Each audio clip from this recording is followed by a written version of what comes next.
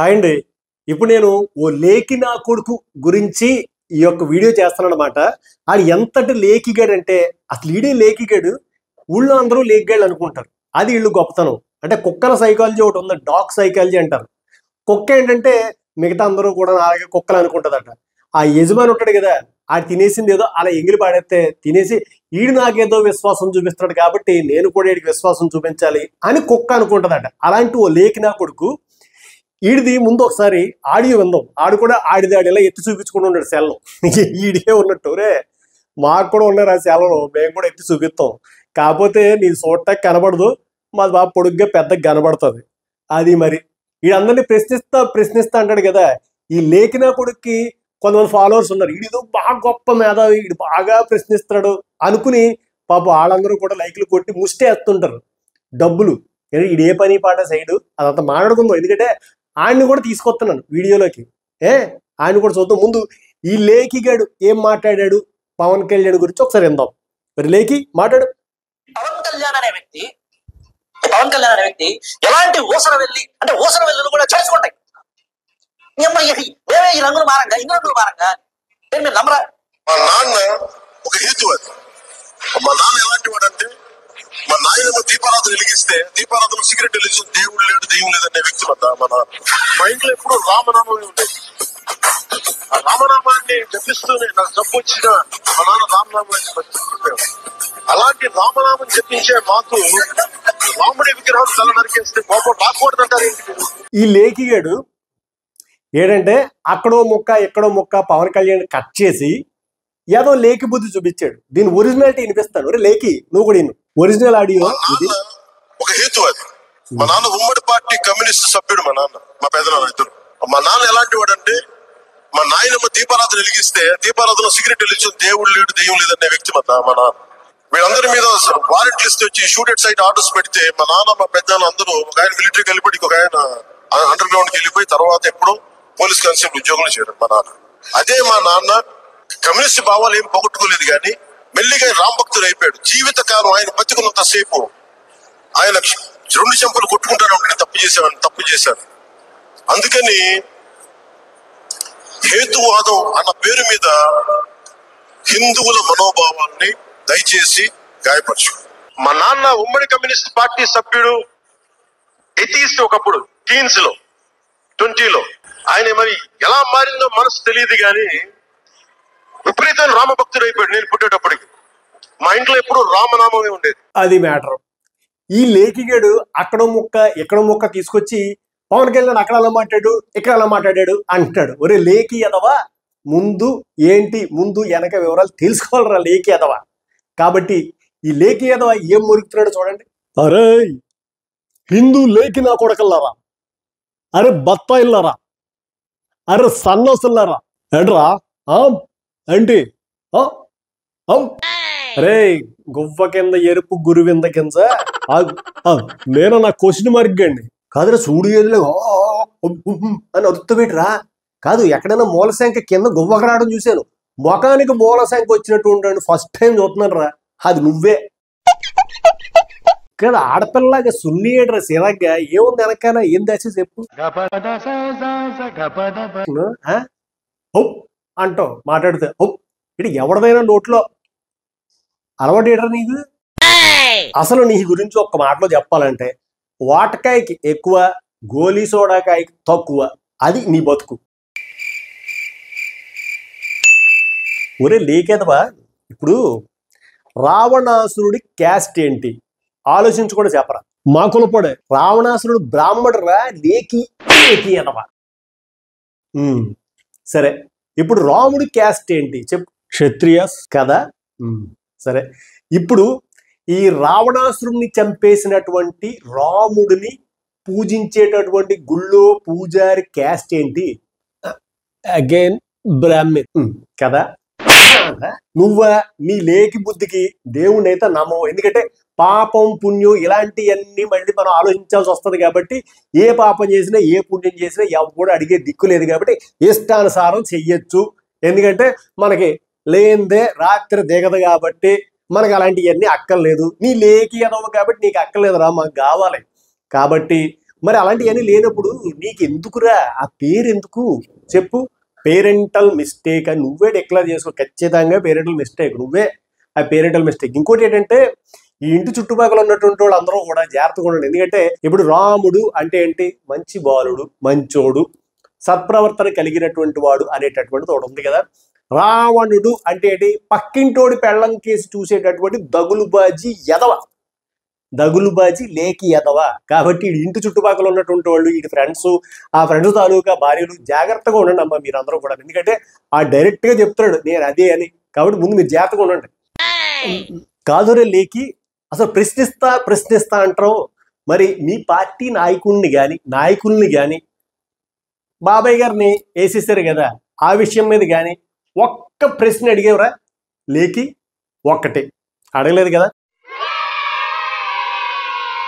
అంటే ఇక్కడ రాజకీయాల గురించి ప్రశ్నించట్లేదు కానీ ఈ లేఖిగాడు ఊరికే నేను ప్రశ్నించేస్తున్నా అంటున్నాడు కాబట్టి, మాట వచ్చింది కాబట్టి అంటున్నాను రా. ఇప్పుడు కనీసం 18 మంది ఎమ్మెల్యేలు ఉంటే తప్ప అసెంబ్లీలో కూర్చుని ప్రతిపక్షంలో ప్రశ్నించేటటువంటి అర్హత లేదు అని జనాలే అక్కర్లేదని చెప్పి పంపించేశారు. నువ్వు పేటీఎం గేడు రా, జోకర్ గేడువి, నువ్వేడ్రా ప్రశ్నించేది? పేటీఎం కుక్కవు నువ్వు. నీకు సంబంధించినటువంటి సబ్స్క్రైబర్లు కానీ ఆ వ్యూస్ చూసినటువంటి వాళ్ళు కానీ ముష్టి పాడేస్తే ఆ ముష్టి ఏరుకుని బతికేటటువంటి లేకి ఎదవే. నీకెందుకు చెప్పు ఇవన్నీ? ఇలాగే ఒకడు ఉన్నాడు నీ ఫ్రెండ్, ఇలాగే రాముడి గురించి వాగి, పెద్ద ఆయన గురించి వాగి పాడి ఎక్కిసాడు. ఎల్ఐసి ఇన్సూరెన్స్ పాలసీలు అని చేయించుకున్నారా లేకి? లేకపోతే కష్టం. మరి ఇప్పుడు కొలతలు అవి కూడా తీయించుకుని ఉంచుకోరే అప్పటికప్పుడు, అంటే మరి కష్టం, కొలతలు దొరకవు కదా. మేమైతే పొద్దున్న లేస్తే అయ్యో ఉద్యోగాలు అయ్యి ఇవి ఉన్నారా, మేము వెళ్ళిన తర్వాత ఆ గ్యాప్ లో ఏదో ఒక గంట దొరికితేనో, లేకపోతే రాత్రి ఇంటికి వచ్చిన తర్వాత వీడియోలు చేసుకోవాలి. నీకు 24/7 ఇదే పనిలో ఉంటూ పని పాట ఏం లేదట్రా లేకి. పైగా నా టీం 10 మంది అంటారు. ఒక్క నాకు టీం కూడా లేదు, నేను ఒక్కడనే, నేనే ఎడిటింగ్ చేసుకోవాలి, నేనే thumbnail చేసుకోవాలి. మేము పవన్ కళ్యాణ్ వచ్చి చెప్పాలంటారా ఆన్సరు లేకి? మేము చాలు, జన సైనికులు చాలు. ఏదో పెద్ద సటైర్లు వేసాను, పంచులు వేసాను అనుకుంటున్నాం. మేము పంచులేస్తే ఎలా ఉంటుంది తెలుసా?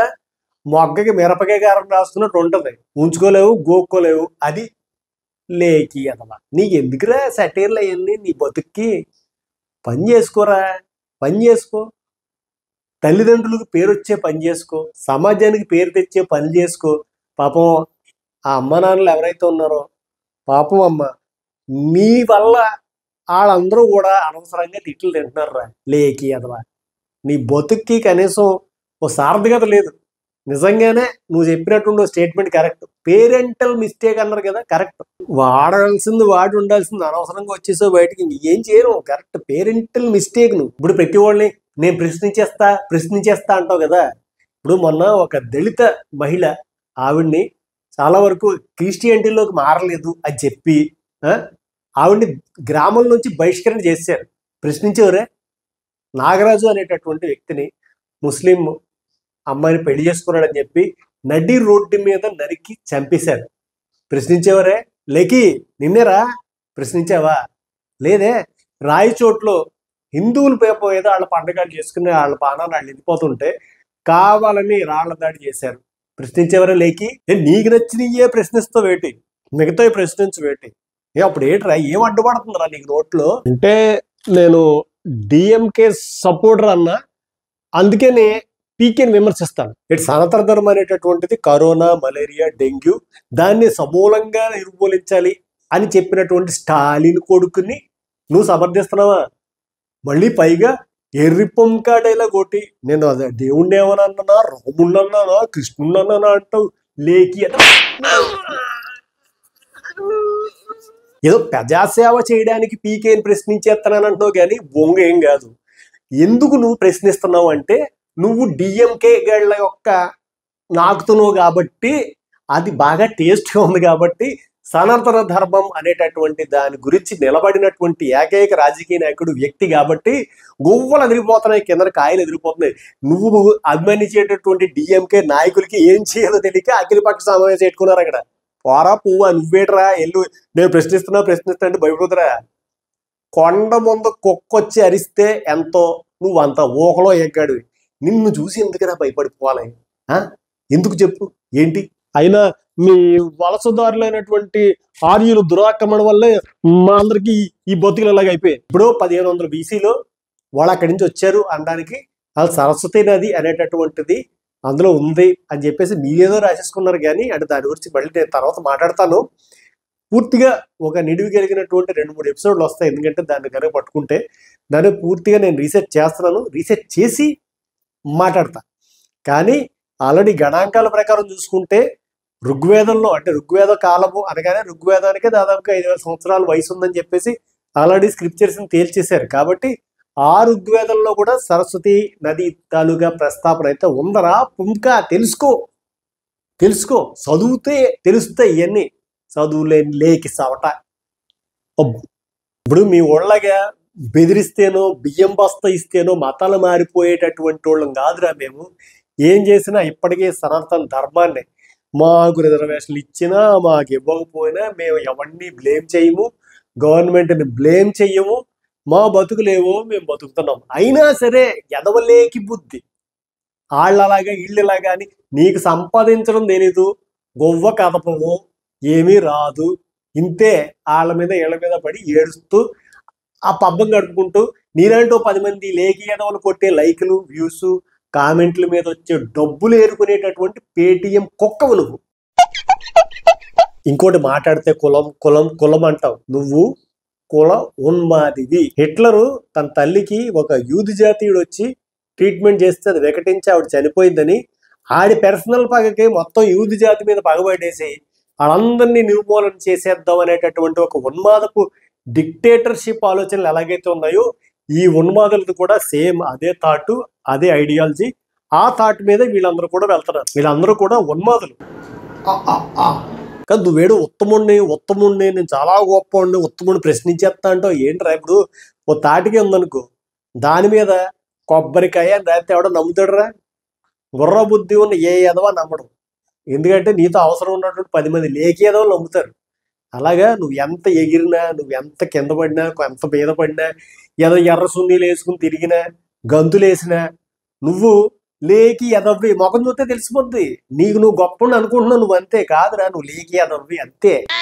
తెలిసిపోయిందా? ఆ పెద్ద మంచితనం వల్ల నువ్వు నీ లేకినా కొడుకు అందరూ కొండ ముందు కుక్కరిసినట్టు వచ్చి వెళ్ళిపోతున్నారు. ఎప్పటి వరకు లెక్క, ఎప్పటి నుంచో లెక్క. ఆడి సైనికుడు వచ్చాడని చెప్పు అన్నా. బాగా గట్టిగా దింపేశారు.